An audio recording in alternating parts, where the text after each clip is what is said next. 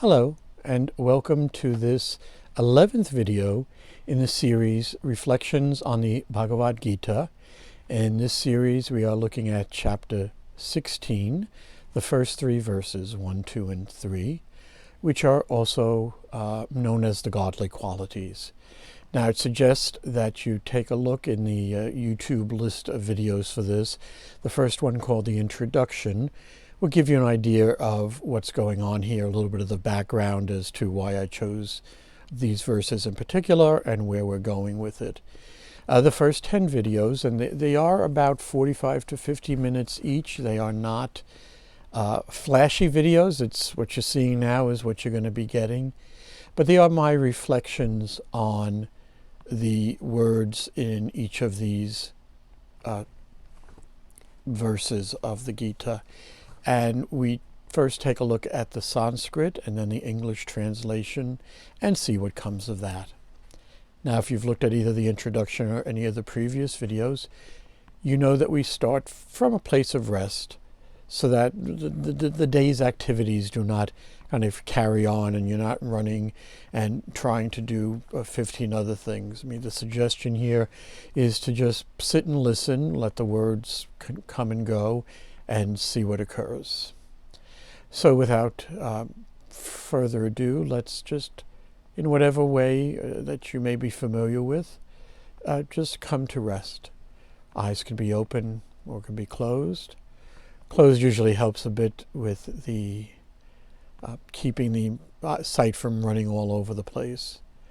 So just be aware of you sitting in a chair or standing or lying down if that's where you are. And just come to rest. Let all the cares go.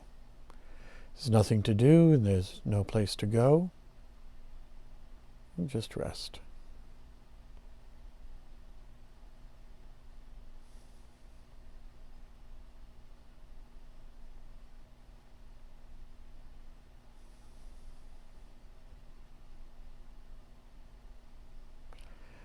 Good.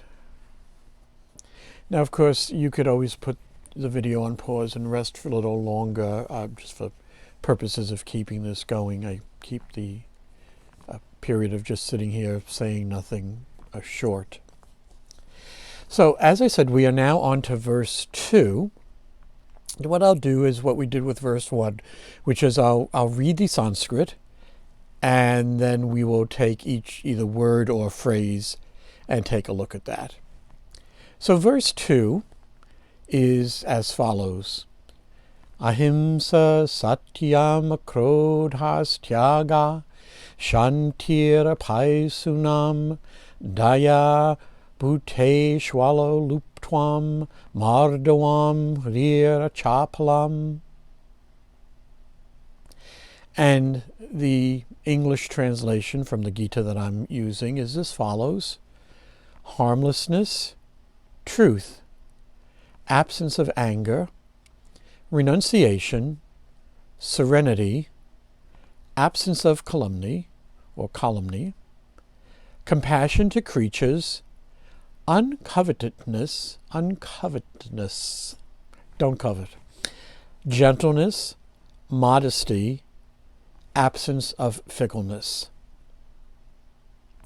So that's the quick reading of the Sanskrit and one translation of these words or phrases. And as part of this series, we take each of them using the Sanskrit dictionary, look up the words, find the English meaning, and then we take a look at the roots of those words. So the first word, the first phrase, it's really just a word for harmlessness, is what we heard as ahimsa. And now we know from the first series of videos that an before a word is the negation. It's a not. So himsa is being harmful. The ahimsa is harmlessness, not harmful. So ahimsa is harmlessness. Let's, as we've been doing, let's just dive right in and see what we get in translation. So for ahimsa, as one word, we get not injuring anything, harmlessness, one of the, and this is in parentheses, one of the cardinal virtues of most Hindu sects, but particularly of the Buddhists and Jains, also personified as the wife of Dharma. And we also have other definitions of security and safeness. So this is a case where the actual ahimsa, the word with the not, is defined. A lot of times you'll just get the word, which next is coming up, hinsa, and then you have to kind of do your own, okay, it's everything the opposite of that. So let's take a look at the definition where it's just that word, which is hinsa. And that is defined as injury, harm to life or property, hurt, mischief, wrong, and I'm going to come back to that one, an injury or mischief personified as the wife of Dharma. So Dharma being the harmlessness, Dharma, not lawful, being associated with harm. Now I want to come back to what was mentioned about wrong, because it's said to be of three kinds. One, mental harm, as bearing malice. Two, verbal, as abusive language. And three, personal, as acts of violence. And it's good that these are here, because sometimes when you say, well, you know, did I harm somebody, we only think of something like a car accident or some sort of physical activity or action that has brought harm to somebody else. But there are other means of harms, and I think the reflections will help a little bit with that. So we have this idea of a, quote, of a godly quality being one that is not harmful, not bringing harm, not bringing injury. Okay? And we are just going to look at the two roots of this word. The first is hins, and that is simply to injure, harm, wound, kill, destroy, to be injured or killed. Pretty straightforward there. And then another root of this word is han, given in definition as to strike, beat, also a drum, pound, hammer, strike upon, to smite, slay, hit, kill, mar, destroy, put to death, cause to be executed, hurt or wound, to hurl a dart upon. Sanskrit has these interesting things where there's multiple meanings, and multiple meanings even in the roots of words. Now, from an ordinary point of view of just talking about harming, and again, we tend to think of this very physically, but I don't think that there's anything that I've read in here, and it's been the case in some of the other readings too, where we would say, have no idea what these guys are talking about. I think that in the current conditions of the world here, we are unfortunately very, very, very familiar with acts of violence, hurt, kill. It seems to be the tone of the planet at the moment. But remembering how much we've talked about levels, we don't start at this kind of physical wanting to slay, kill, beat, pound, whatever some of those definitions are. We don't start there. No action that's performed occurs by itself.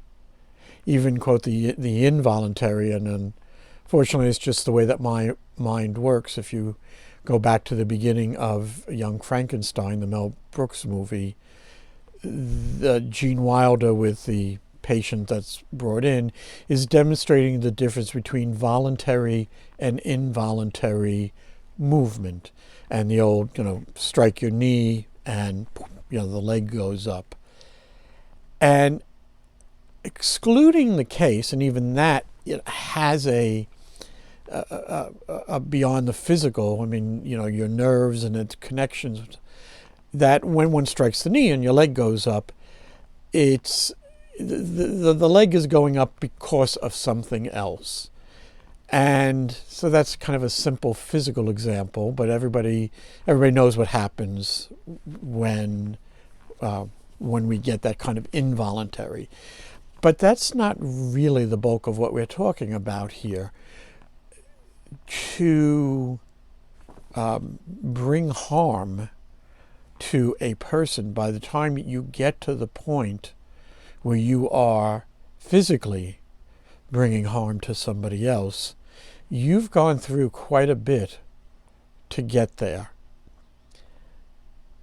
Now, the courts, I believe, have this idea of, a crime committed in an act of passion.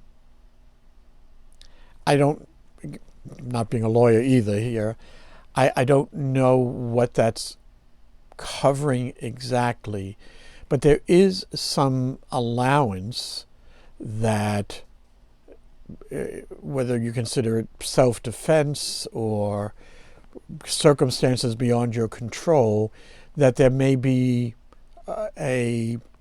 again, sort of an involuntary harming to somebody else.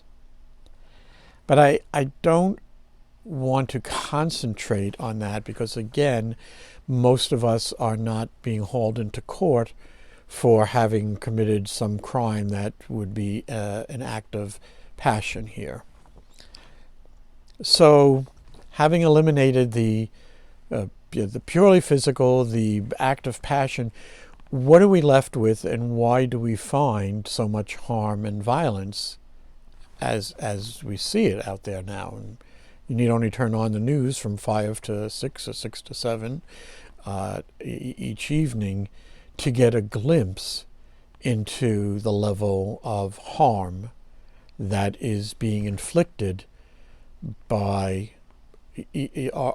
us. I don't like to exclude myself. I'm not out there. I like to think I'm not bringing harm to anybody, at least not purposefully. But to get to the point where you are willing to, whether it's strike somebody or, and I think this is the importance for these, to bear malice, to bring abusive language, because that's really, you can kind of see that as people confront each other.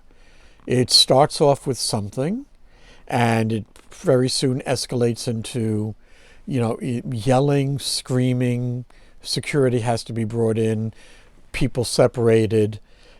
Most of the time it doesn't get past this abusive language, but even that leads us to asking the question, well, just what is happening that we feel that we need to hurl abuse at our fellow travelers on this planet? I think that the current hashtags for the conditions as they are, we're all in this together, should be not only a reminder of whether it's the disease, whether it's the unemployment, whatever it is we're facing. Even before 2020 started, we're always all in this together. Whatever's happening to one is affecting the rest of us, whether it's down the block or across the world. But you have to ask yourself how and what has happened and what kind of thoughts are being harbored such that you can, again, probably the easiest way for me to do it would be to go into store in the states that are a little more supportive. I've been traveling the past couple of weeks, and I must say that when somebody said patchwork of how each of the states has responded to COVID-19, the New York, New Jersey area is way more serious and enforcing than, say, Pennsylvania, just to give a place where I've been spending a bit of time too.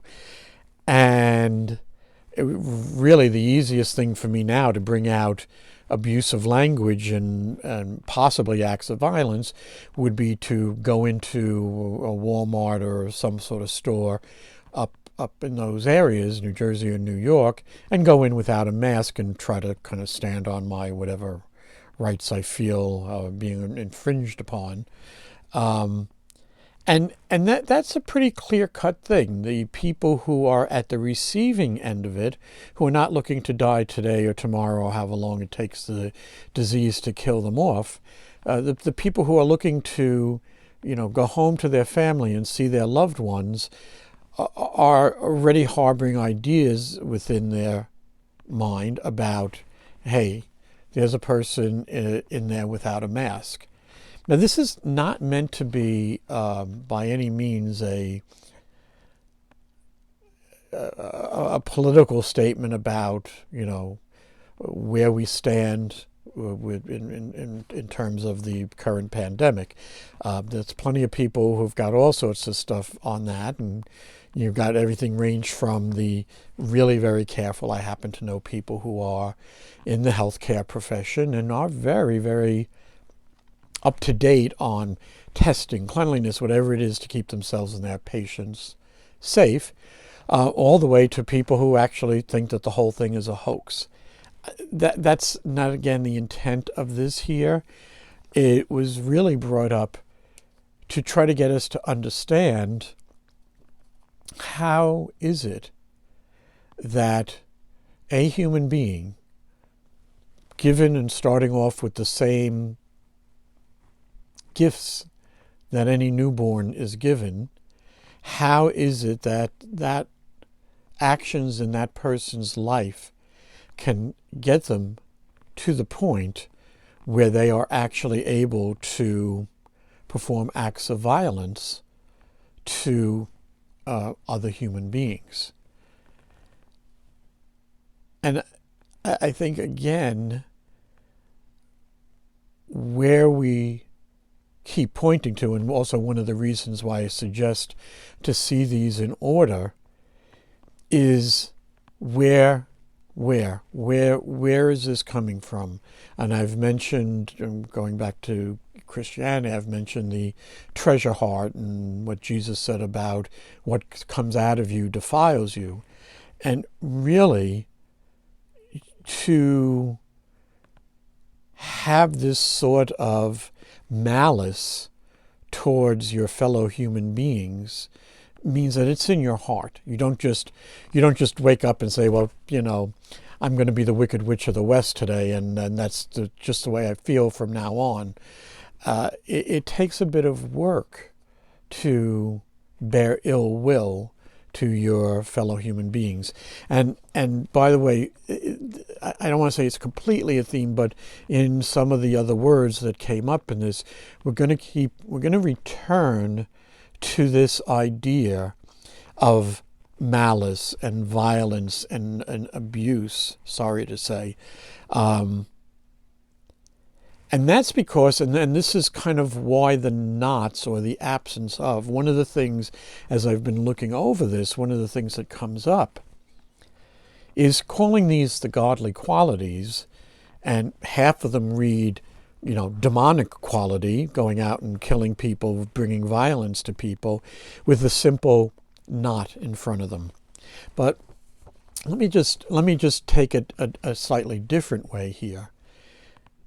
When considering and when reflecting on this, if I take it and I look and say, it's not just knotting, it's not just negating, it's almost the absence of, and in fact I believe the last one, absence of fickleness, but that kind of applies to a lot of these qualities. They're in a way, they kind of make it to this top 10 list of godly qualities because it's a real absence of, much in the same way that we talked in the first verse about what would be the joy in our lives to go out and buy a car, used or new, and have a real honest person whose interest was your interest there. What would it be to have somebody in front of you who was not dishonest, who was without dishonesty? And the same here. What would it be to have people that you deal with who were not bearing malice, who were not abusive in any way? I mean, language is one. Certainly, the amount of abuse that males heap upon their spouses is criminal, sinful, and there's not enough to say about just how despicable and vile it is for, it's mostly males. I know that there's cases where it might be females, but I'm talking to you, my fellow males out there, that it is a terrible, terrible state to be in, to bring any sort of abuse of this physical, certainly mental, verbal, whatever way, to bring that upon your partner in life, the lady who you have said that you are devoted to, that you would protect, that you would take care of. This is unfortunately what would certainly, again, back to our pandemic, I mean, one of the things that was reported a lot during the first couple of months is when these poor ladies had to be confined with their spouses who, whether it's due to drink, alcohol, drugs, or whatever, and which really comes down to ideas, are, absolutely horrible, not only to another person, but to their most special person. And can I blame that on alcohol and drugs? Yes, but only in that brings out these ideas that are there already. And so when in previous videos I was mentioning the idea of levels of creation and saying that most people don't barely acknowledge that there's anything but the physical. Well, here's an area where it isn't too difficult to say, oh yes, in my thoughts, and the thoughts come from the heart, and in my heart, this is what's going on. And those things go on, this hurt, this mischief, this wrongdoing, again, the list, I haven't read you all of this here because I think we get the idea of this. The question I have, and sorry again to be directing this mostly to males, but I think that's where the bulk of the violence is. The question is, what are you thinking? What are you thinking? And why would you be thinking anything that results in bringing harm to another human being? And I'm concentrating on human beings here, and for all I know, I may have to, as I say to you, I don't necessarily know what the reflection is going to bring. I haven't even gotten to the kind of greater harm to the world as a whole. But certainly, so I may need a second video on harmlessness here. But the first thing, as I watch, and you watch the news, read the news, however you get this, is there's an extreme amount of malice and abuse and violence there. Now, in a truth. In a couple of words, we're going to get to a krodha, which is absence of anger, and kind of doesn't take a rocket scientist to figure out that this, what we're talking about today, it goes along with, can we get rid of the anger too? What is everybody so mad about?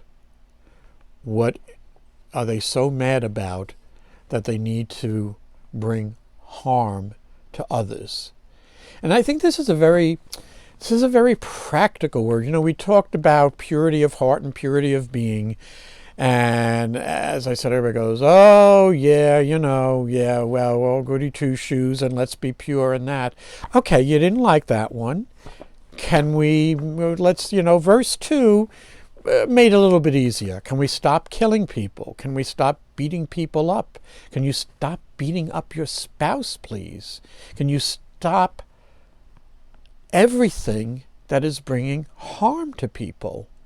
And if you are looking at that saying, well, that's not, it's not me, I'm just goody, I'm just, you know, wonderful, I would say look again.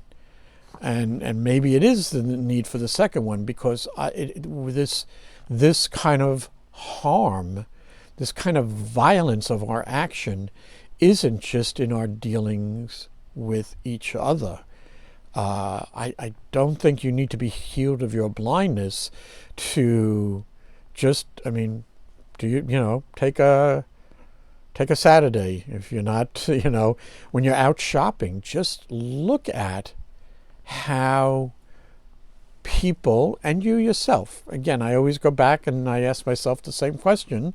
You know, I'm not going to say here these things don't happen, but you have to ask yourself, why did I get so mad? Oh, they cut me off. Well, yeah, I'm not crazy about that. You know, do I need to keep thinking thoughts about this person who cut in front of me while I was driving, or who grabbed the last whatever off the shelf? And in a way, I'd say, well, okay, well, those are silly examples. But if they're a pattern of mine, if this is a pattern of you thinking, I always... Pennsylvania, the thing I love about out here is just how people drive. They are kind of wanted Lancaster County to change their pictures. Instead of the Amish on horse and wagons, I want it to be 2 cars this close, because tailgating hardly covers just how mad people are at the car in front of them for not going 90 miles an hour, whatever speed it is that people around here think. But, you know, if you look at it, all you have to do is look at, you know, any highway. We got a lot of long stretches of road out here, and you will see this bearing down, beating like a drum, right? What's up? What is it that is causing this type of malice in your thought that you are? I'm talking specifically about the driving, but I mean, we could go through the list.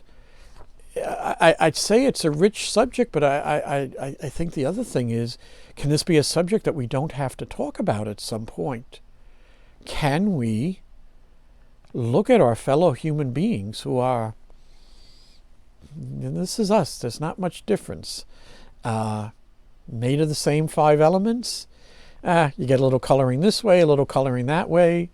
Wish we would have been zebra striped or polka dots. That would have helped probably a bit more. But whatever the case may be, I think the thing that came out strongest in looking at harmlessness is why are we harboring in our hearts and in our mind thoughts that turn into horrendous, horrible deeds.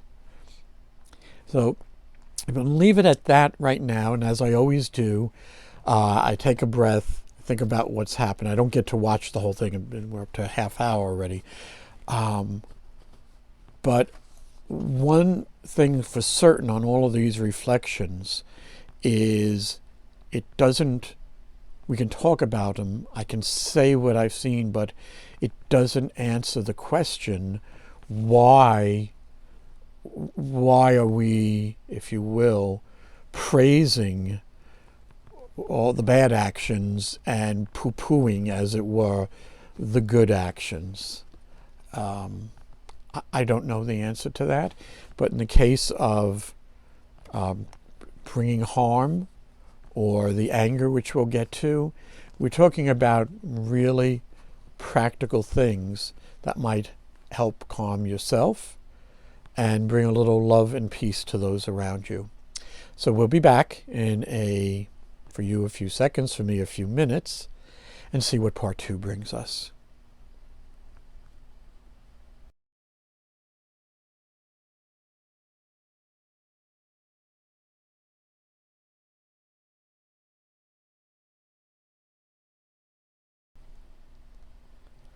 Well, welcome back to part 2, and we are currently in verse 2 of the 16th chapter of the Bhagavad Gita, and looking at ahimsa, defined simply as harmlessness, but as seen just in the first half here, there's quite a bit to that word. We have both the physical idea of harm, plus also the mental, the verbal, the in your heart, kind of unseen drivers of what ultimately manifests as some form of physical violence. And while there are certainly, war would be one of them, defending your house or somebody breaking in, extreme situations where some degree of self-protection and violence is, if you will, natural for the circumstances. For most of us in our daily lives, we are not in such extreme or dangerous circumstances, and we're generally not called upon to be bringing so much malice and hate and anger, as we'll get to, and the need to kind of destroy. But yet, we find a huge amount of that out in the world currently. And, honestly, as I look at this, the line between some of what's defined here as bringing harm and anger itself, that line is kind of a back and forth. There is another verse, and I think I've mentioned this will probably be the next series that I do, that kind of describes how, anger leads to loss of memory, and that leads to many other things, and the end result being the utter ruin of a person.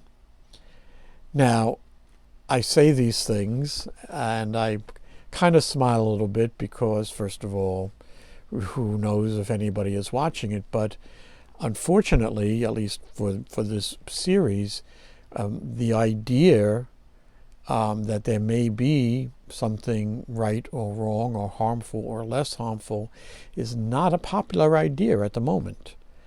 I think I've read bits of the list of kind of common phrases, the most popular one being who's to say what's right and who's to say what's wrong. I think, one man's terrorist is another man's freedom fighter, and so on. But they all kind of have this same thing, which is that it presents everything that we encounter as just relative. That's your opinion. That's what you think. Doesn't apply to me. And that's not even getting into the people who, are engaged in, if you will, willful wrongdoing and believe that they're, for whatever reason, above the law or doesn't apply to them. That's another one. But somehow or another, despite all of this idea of it all being relative and no right and wrong, there's a lot of people. Smiting is one of the items that's listed here. And I got to tell you, I find that when dealing or talking with people that all that relative stuff goes out the window very quick when it comes to them. And we stop talking in terms of relatives when you hear people saying, yeah, I'm going to get that guy. He did this to me and he's going to pay for it. All right. Thought it was all relative. I thought it, was like maybe he's the freedom fighter or something. Oh, no, no, no, no. So, and I think that runs through this a lot. First of all, we're all kind of big liars. We say a lot of things. Then when the push comes to shove, as they say, then all of a sudden, I've got my rights. I need my rights. I need things set back. I need which is fine. I mean, and part of the reason why you need a court of law is because people have forgotten how to act properly to other people. And so you've got to drag them into court to get back what should not have been taken from you in the beginning. And that's unfortunately all the way up, not that you can bring a person back, but that's all the way up to loss of life for somebody who feels or who has gotten themselves into such a state that they are either fully capable, I'm going to make a distinction here of fully capable and fully intending to bring harm versus in kind of a confused state about it. But, and I guess that's probably what's, called the pleading insanity or something along that line. But whatever the case may be, the need for a system of justice is to put you back into a state that you should have been in were it not for the fact that people are bringing you harm and wrong and mischief and injury and destroying or in some way causing damage. Now, I said in the first half that I was concentrating on the human-to-human interaction. And as at least I've seen in the first half, it's a rather large subject in and of itself. Then we have an extension of that, which is how do we respond to the rest of the creation around us? Yes, we as humans tend to interact with other humans. It's kind of part of our existence, and social distancing aside, we're still interacting with other human beings, even if it's just the members of your immediate family. And that's fine. And that, in a way, would be sort of if it were going well, would be the prime example of how harmlessness is carried out between yourself and those around you. Of course, the other part of the picture is everything else on this planet that is not a human being. The animals, the trees, the lakes, the air, the water, other people's property. I mean, just in harmless, I think you could probably come up with the 10 Commandments just based upon harmlessness. It is truly amazing how much is contained in this, just in this one word, and because of its connection, and I think just because people are just in such a violent mood these days. They are, again, we'll get to anger, they are mad, angry, they are, again, I'm not trying to get political here, there is peaceful demonstration but there's also just plain old looting going on. And not sure about that, nor am I here to comment on that. But what you're seeing is just in this idea that somehow or another I've been wronged and therefore I must commit, or I must, really redress this myself rather than take it to court. There's a few things going on here, and it wasn't. I don't think people go out and say, "Yeah, I'm doing vigilante justice." Although certainly there's been, Charles Bronson movies about that. But I think that even aside from the extreme cases, or a case where you would need it to be brought to court to put you back to where you were, I think for the most part we have this other level of harm and malice going on within us that just is manifesting all over the place. And my question sort of remains the same. Why? What is happening and what is causing this entertainment of the idea of harm to others, whether intentional or unintentional? Most of the time, I think it's rather intentional. I mean, the whole idea of getting even is really up there, and I just kind of I just love the whole smiting my enemies thing. I mean, I'll lose the rest of the Christians here, but I said, somebody was asking me, and I said, well, I think most Christians' idea of heaven is, they get there and they get a little award that says, yeah, you were right. Christianity is it, and you did the right thing. And then you take it over to the equivalent of the Department of Motor Vehicles. I call it the Department of Smiting My Enemies. And you hand the list of all the people who you'd like God to smite to, show, look what they did to me. Go get them. By the way, the person I told this to didn't quite agree with me, but that's just my view. I really think that if the genie, if the bottle was found and the genie could grant 3 wishes, I think after, $1 million and a new car, I think it was being, by the way, genie, get out there and make sure my enemies know, that they've been told just how wrong they are. Now, is it that extreme in everybody? No. Is there a lot of good out there? Yes. But I cannot help believe, as I read through this, I'm banging the paper here, that the level of wanting revenge, wanting to make sure that people have received their just punishments, whether it's truly needed or not, I think that's out there in pretty strong force, and it again, it's the heart and then the mind. It's the feeling, it's the thought that comes through the mind, and you still have a chance while it's just a thought. But once you let it pass thought and it's action, it's a done deal.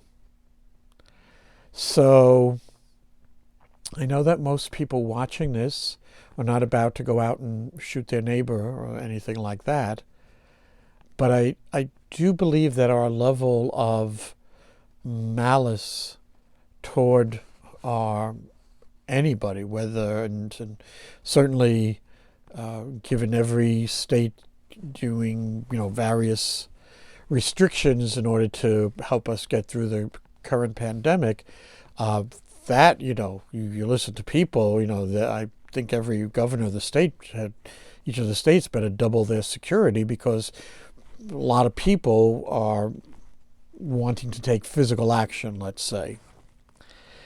So once again, when we do this, as I say, I have really no idea where these are going to go. I think in just talking with the people-to-people interaction, I think that some of what might be useful for the creation in terms of more harmlessness, less harm to everybody else, I'm going to vote that that would probably be a good thing. It would be wonderful if mothers never had to worry about their daughters making it home, or instead of being attacked at the hands of some. Again, I can only keep pointing to the males at the hands of some male who is in a mental state that is on the way to ruin. Yeah, I think where we're gonna go with that. One, I think I've said what's needed to be said in terms of human to human. I will come back in a second video and let's talk about, because it just in reflecting on it between part 1 and part 2 here, I think that there's some looking at how we are interacting not only with our fellow human beings, but the world around us, that might be useful to reflect upon and say a few words about. So we're going to leave it at that right now. We'll leave everybody scratching their heads going, what did he say here? Hopefully enough of what came up for me came out in this video, and then we'll move on to a part 2 of this next time, and let's look at how we're taking care of everything that we've been given, down to the very air that we breathe and the food that we need to eat.